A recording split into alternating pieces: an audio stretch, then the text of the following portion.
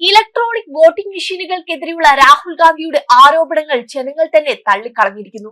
Evaluation of online survey of KAP of citizen എന്ന തലക്കെട്ടിലുള്ള survey പ്രകാരം ഭൂരിഭാഗം ജനങ്ങളും EVMകൾ വിശ്വസനീയമാണെന്ന് വിശ്വസിക്കുന്നു. ഇത് രാഹുൽ ഗാന്ധിക്കേറ്റ തിരിച്ചടിയാണ്.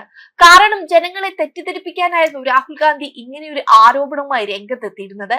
എന്നാൽ അത് ഏറ്റില്ല എന്ന് ഈ സർവേയിലൂടെ തന്നെ വ്യക്തം.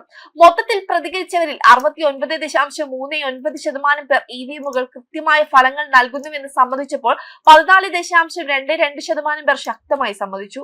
ബംഗളൂരു, ബലഗാവി, കലബുറഗി, മൈസൂരു എന്നീ ഭരണ ഡിവിഷനുകളിലെ 102 നിയമസഭാ മണ്ഡലങ്ങളിലായി 5100 ആളുകളിൽ സർവേ നടത്തി. കർണാടക സർക്കാർ മുഖ്യ തെരഞ്ഞെടുപ്പ് ഓഫീസർ വി അൻബുകുമാർ മുഖേനയാണ് ഇത് കമ്മീഷൻ ചെയ്തത്. ഡിവിഷൻ തിരിച്ചുള്ള ഡാറ്റ കാണിക്കുന്നത് ഏറ്റവും കൂടുതൽ വിശ്വാസം കലബുറഗിയിലാണ്. അവിടെ 83.24% പേർ EVMകൾ വിശ്വസനീയമാണെന്ന് സമ്മതിച്ചപ്പോൾ 11.24% പേർ ശക്തമായി സമ്മതിച്ചു. മൈസൂരിൽ 70.67% പേർ യോജിക്കുകയും 17.92% പേർ ശക്തമായി യോജിക്കുകയും ചെയ്തു.